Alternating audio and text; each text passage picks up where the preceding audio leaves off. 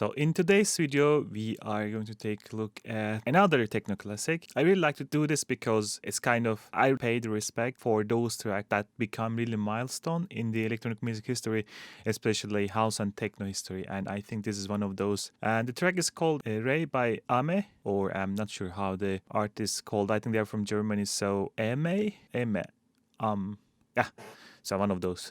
Anyway, this track was quite popular back in the days, and I thought maybe I start with the arpeggio, simply because it has some kind of return tricks in it, an effects trick on it, so that I can gladly take that and show you how you guys can achieve it. And if you really like it, and if you really want me to make a full remake of the track, just tell me on the comments and tell me that you want the full version, and I'm going to try to make it at least tomorrow and during this week, so that we have also the full remake afterwards. But before we start with the video, don't forget to subscribe to the channel and hit that bell button so that you get the notifications when we make a new video like this. Other than that, let's sit down and pay some respect to a techno classic. So I just quickly made this loop. This is basically kind of the kick and bass and this tom and low end of the track, more or less, I will say, so that when we put the plug you can recognize the track, and of course made out the notes so that we can play with it. So to make this, I will say, classic arpeggio, I'm going to use Diva, simply because probably he used one of the analog synths and Diva gets quite close when it comes to that part. So what I'm going to do, go to presets, templates, and I'm just going to pick mini mono, but I'm going to change some stuff over here. While I want to use the oscillator of the mini moog, I would like to use the kind of different envelopes to get a bit more control over the envelope, because this one doesn't have the release and I would like to control it myself. So what we're going to do, pick a waveform like this, right? And then what we're going to do, put down the cutoff, so the filter is cutting down now.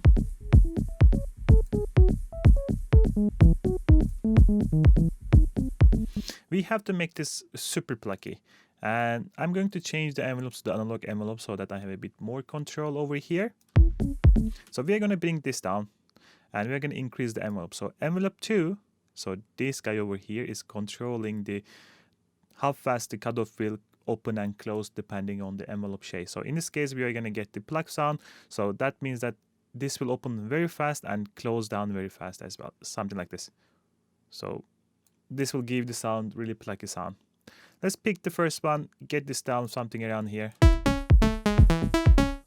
and then start to play with this around. So when I bring this down, the sound will get darker and darker.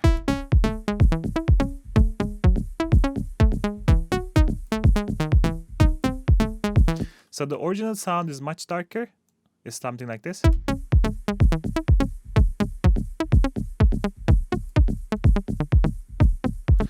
And actually in the original track it almost gets percussive. So the way you can deal it, if you decrease the delay really low, not delay, decay really low, it will start to feel like a percussion, because the speed of the filter cutting off is so fast it turns into a kind of percussion. So we're going to try to achieve that.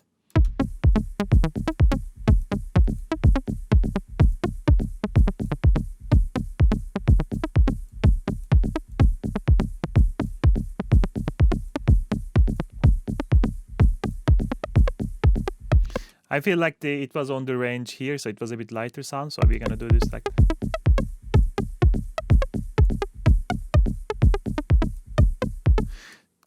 Try to see how the sound gets much more pluckier. And I'm going to do also open this keyboard up, so, and move this up as well. So when we play the higher notes, the envelope opens up a little bit more, or the cutoff opens up a little bit more.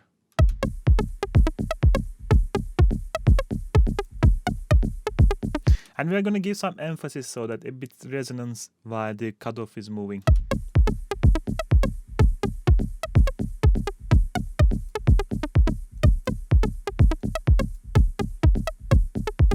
I'm going to give a bit sustain to the volume envelope so that the volume is a bit more stable.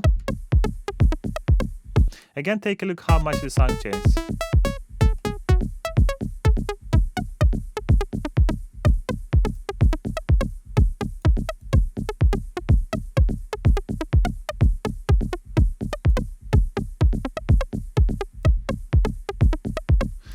something like this. I feel like we have to fine tune a little bit more, so what I'm going to do, just solo this track and then play a bit with the emphasis and then play a bit with the decay so that I get this little percussive sound.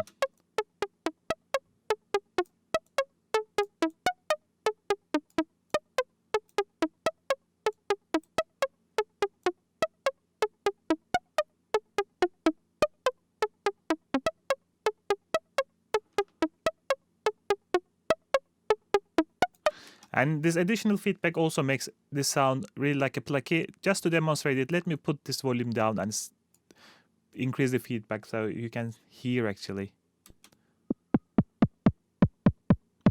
This is kind of self-oscillating filter. Basically, if you increase this, it becomes like a, let's say, percussive sound. So we are just, when you put this up, it turns into a very percussive sound. So we are just taking advantage of that.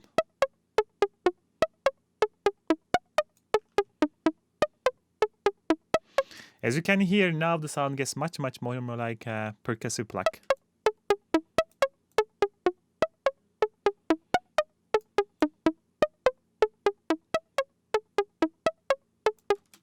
I feel like somewhere around here we have the sweet spot. Let's use a bit keyboard on the volume as well.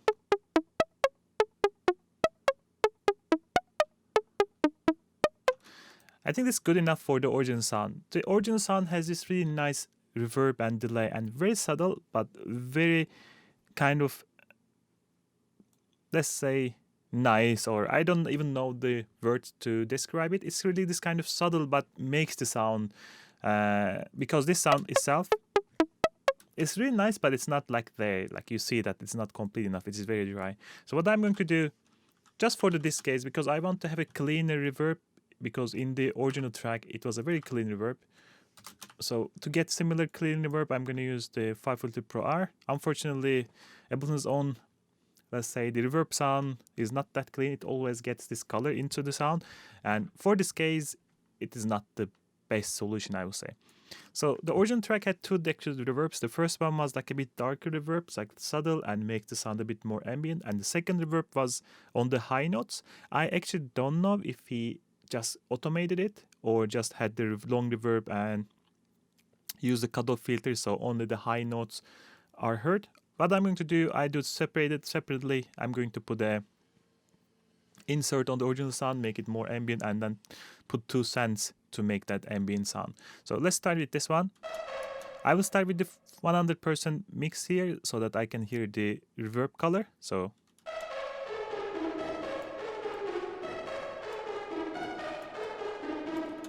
like I said, original sound was kind of dark. And it was very close to the listener, so as you can see how clean it gets and how close it gets as well at the meantime. And from here we are going to mix it down again.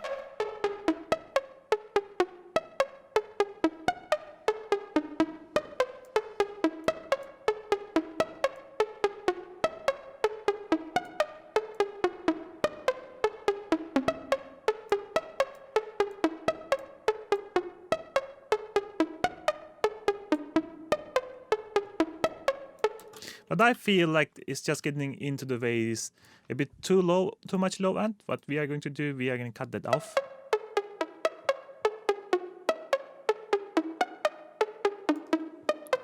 Just like that.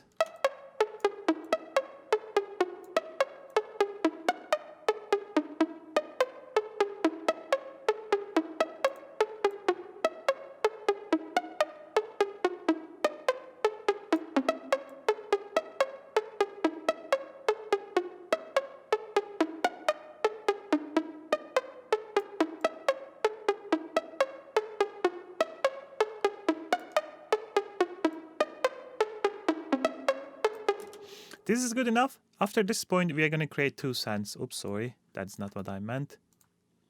2 returns, not the cents. The first one will be creating this kind of delay on the high notes. And the second one will be creating reverb on the high notes. So we have to automate a little bit there. So I will start with the delay. I'm gonna just grab, maybe echo is better for this one actually, so that we had this kind of tape warmth. So I'm gonna put this 100%. And then I'm gonna put this to 1.8, not dots, but the notes. And then this guy over here now is sending into echo. So what we can do, we can automate this. So every high note is sent to the echo, and we will get this one single delay effect on a one single note. It is complicated. I know it sounds complicated, but it gives this kind of nice feeling to the track. So take a look at this one. At the moment, it's too loud. What we are going to do, basically take that up here. And then first we are going to cut a bit here, right? Good enough. And then we are going to decrease the feedback a little bit. And then we are going to decrease the volume. Now take a look that in the background, that ding ding ding sound, it really makes the original plug much more, let's say, complex than it is. Back again. And then of course we have to then, this is the kind of thing that is a bit boring. That's copying, pasting all these big notes, right? Here we go, here we go. I could just copy paste everything, but now I started it, I'm gonna finish it. So let's play again.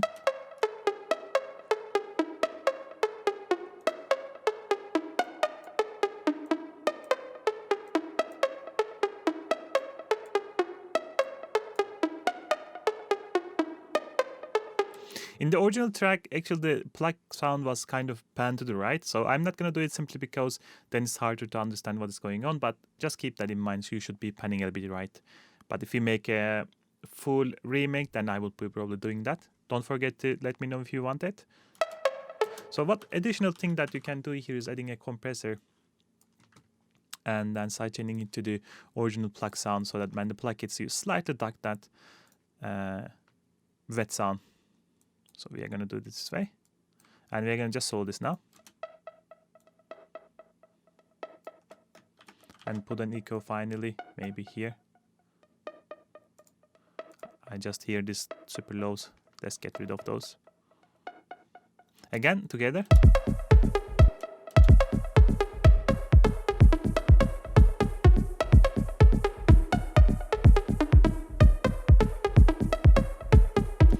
Nice and chill, but it is not enough. We need another actually Pro R. You can even go for like vintage for this fun. I haven't installed it yet prior to my new computer, so I will probably have it in the next one, but we are going to just utilize the Pro R for this one.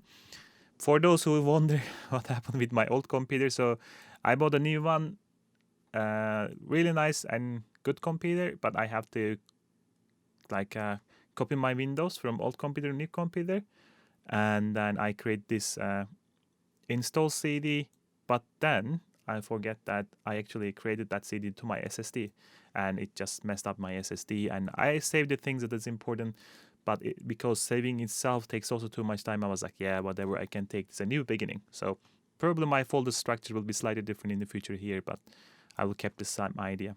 But let's come back to the second reverb, which will be the more ambient and shimmer reverb. So we are going to create that kind of reverb now. I'm doing the same thing, solo this one. Listen to the reverb sound and try to get that shimmer effect. So let's send a lot of things from here. We are in the 100%. I'm going to increase the amount of reverb and the decay.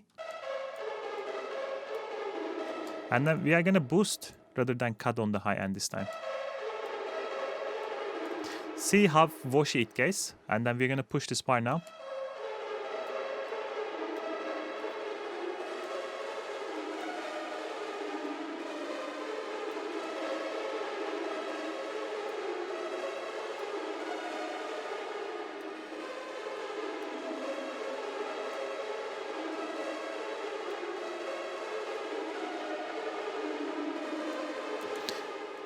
Nice. And what we're going to do, basically, I need the same automation that I had for the, this one, to do reverb as well, because I really want to sand the high note, so it creates this kind of really cold and washy sound.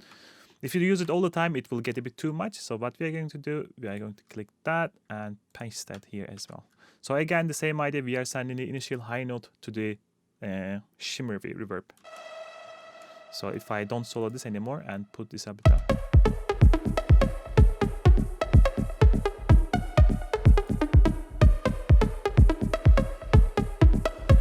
And what we are going to do to make it effect a bit more drastic, we are going to put AQ8. And then we can even add 2 compressors for 2 different purposes. So like that. So the first one, let's cut these super lows.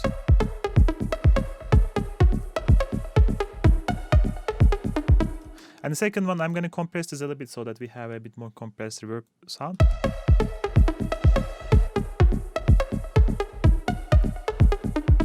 And then we are going to do the same thing like this one. We can actually just copy paste it here and take that other guy off so that we duck the reverb and the dry sound hits.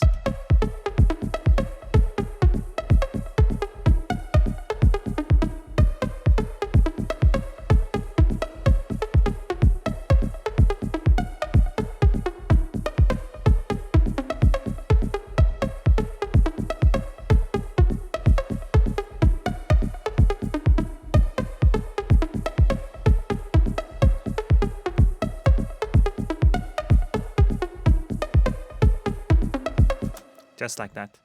Again, you can do a lot of things here, but the main takeaway here that you don't need to use all the effects and delays on your insert. You can create this kind of nice returns, and you can actually automate the signal so that you get, for example, in this case, this high note reverbing, and the other notes is just being a simple reverb and creating this kind of interesting contrast in the plug, and it sounds more complex than what it is, and adding this delay there to make it even more interesting and so on. You can do this with anything. You don't need to use in the higher note, you can use in the lower note, or you can maybe just use it at the end of each bar or the beginning of the bar, and like possibilities are endless. And if you don't know this trick, I think this can be a kind of eye opener on your effects sound design. But other than that, I hope you enjoyed the video and I hope you learned something, and I will catch you in the next one. Goodbye.